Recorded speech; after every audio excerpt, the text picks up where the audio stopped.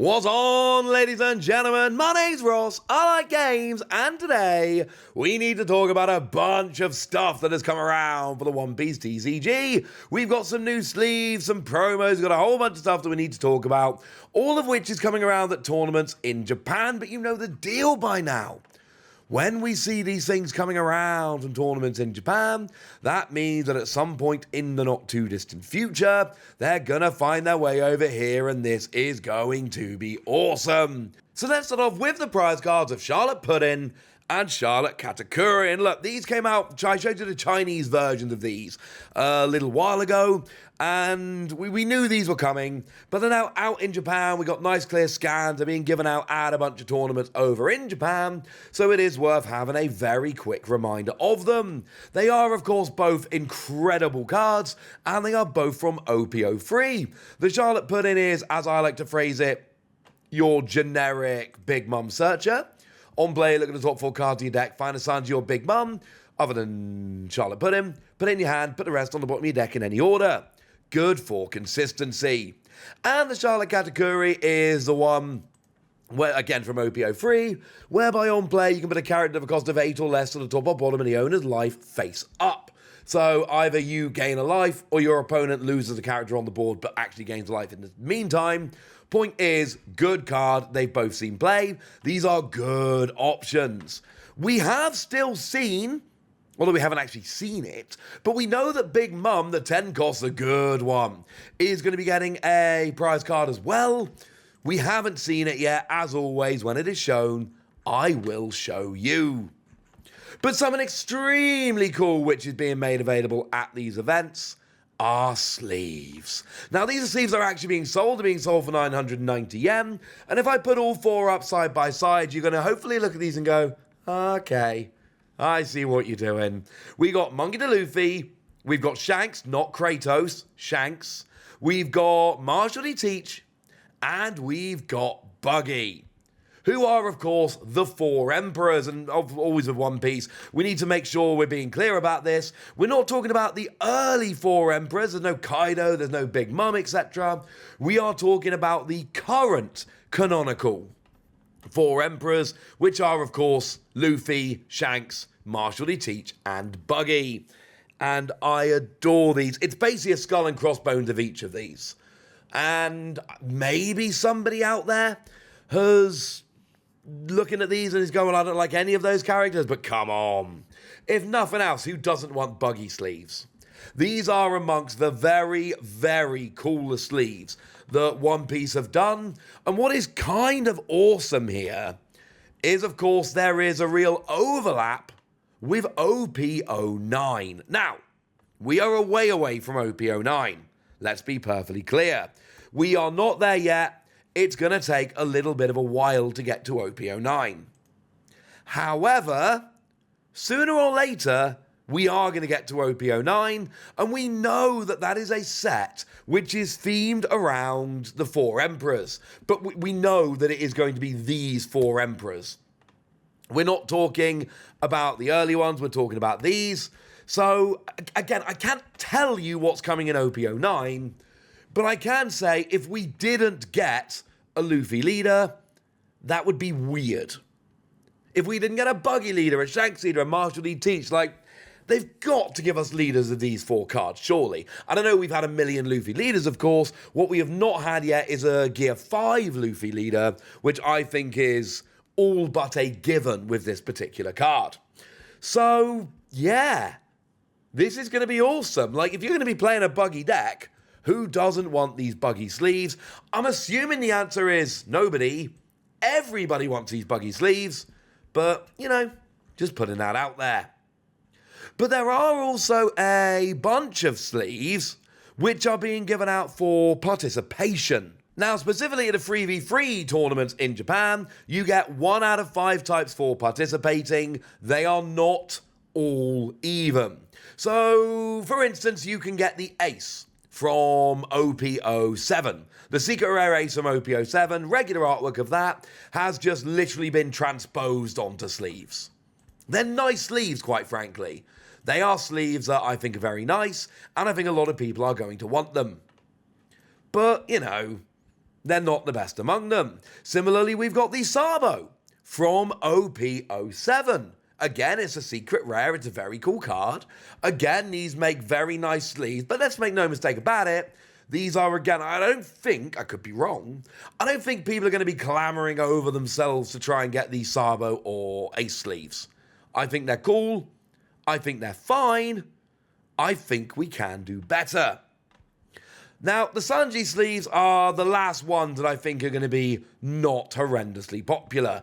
I think they're fine, I think they're alright, but, and you know, Sanji is a fairly popular character all in, but I do think there are a couple that are going to jump ahead. This is not a regular art version of Sanji. This is the alternate art Sanji from way back in OP01, coming around on sleeves. I think that's quite nice. I think there's probably going to be people that have fond memories of this Sanji. I think there's going to be people that love this art. I think there's going to be people that like the character. And I think all of those people are going to like these sleeves. That's lovely. But then we've got the Boa Hanok sleeves. And I think these ones are going to be ridiculously popular. Now, this is actually the regular art Boa Hanok from OP07. There is an alternate art, and there's also manga rare as well, if you want to be a pedant about it, which I do.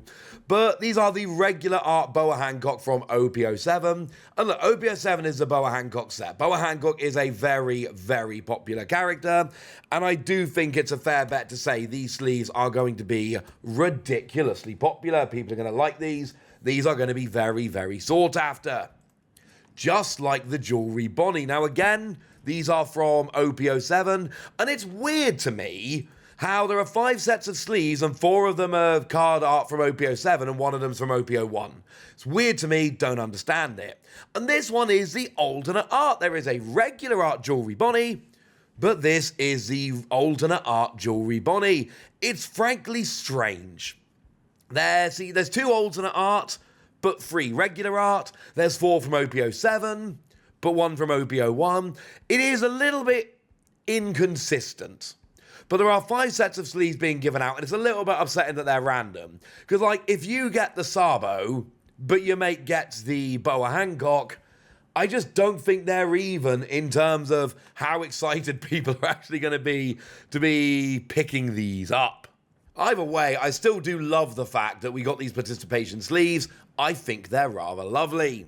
But there's one more thing we need to have a quick chat about here, and it is Promotion Pack Volume 5. There are 6 cards that are being given away here, and I just want to remind you guys, because I don't know how many people remember this, but I do.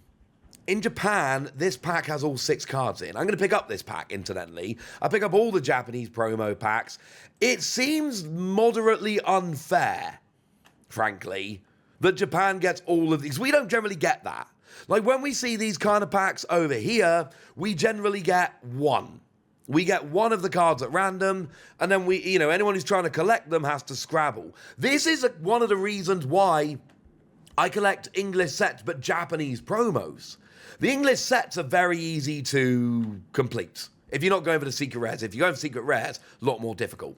But English sets are pretty easy. The English promo situation, trying to collect English promos can be a bit of a nightmare. Trying to get these 6 in English is going to be a bit of a pain, and I know some of these have, I believe, already appeared.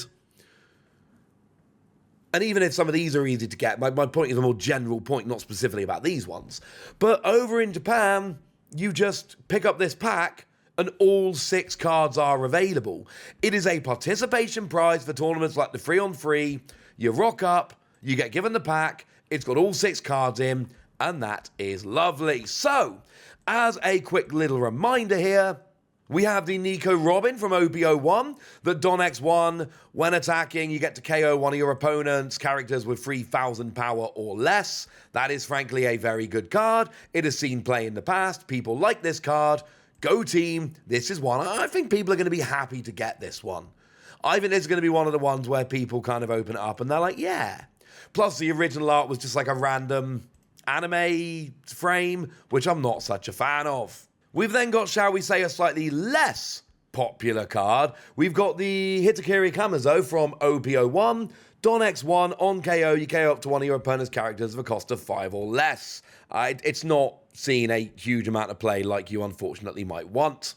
We've got the Tony Chopper from OP02. Don X1, when attacking, you get to rest one of your opponent's characters with a cost of 2 or less. It's Chopper. It's adorable, and I love the artwork here. I think the artwork on this Chopper here is absolutely brilliant. It is, of course, the film Chopper, and I think that's kind of lovely. We've got ourselves the Don Quixote Rocinante from OP02. It's just a 2-cost blocker. Doesn't even really need much translation here, honestly. It's just a 2-cost blocker. If that's what you're into, that's lovely. But frankly, black has better blockers most of the time. It's not a card that's seen a huge amount of play.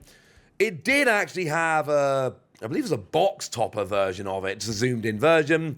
So I'll let you decide which one you like the most. We've got the Gecko Moria from Starter Deck 3, which on play lets you go and grab now it's a little awkward, it's a 4-cost or less, non-Gecko Moria, either 7 Warlords of the Sea or Thriller Bark, from your trash to your hand. Again, it's one of those ones that feels like if this was a really good card, we'd probably have seen it popping up in some more deck lists, but now we've got a nice fancy version of it. And you know what? Yeah, it's not bad. It's another one of those where, the Starter Deck 3 was a random frame of the anime, so to get it coming here as a nice promo is lovely. And then the Charlotte Brûlée from Starter Deck 7, which is your 3-cost blocker, but way more importantly than that, it is your blocker that can be played for free as a trigger, and that is, of course, the best thing about it. That is Promotional Pack Volume 5, and there's a lot of cool stuff coming. We've got trophy cards, we've got sleeves you can buy, sleeves you get as participation prizes, and then we've got the promotion pack as well. Lots of cool stuff. I've told you about it, and now it's over to you guys. Tell me what you think about all of this. Go nuts in the comment section, but be nice! And then make sure you like this video, subscribe to this channel, follow me on Twitter at TheWassy. That's where we talk about One Piece and a bunch of other card games. And please do consider checking out patreon.com/PTCG Radio, where you can support the channel, get some bonus podcasts, and all kinds of fun things. But by far the most important thing, as always, look after yourselves till next time, would ya? Thank you very much for watching. My name's Ross, and you've been watching Wassy Plays.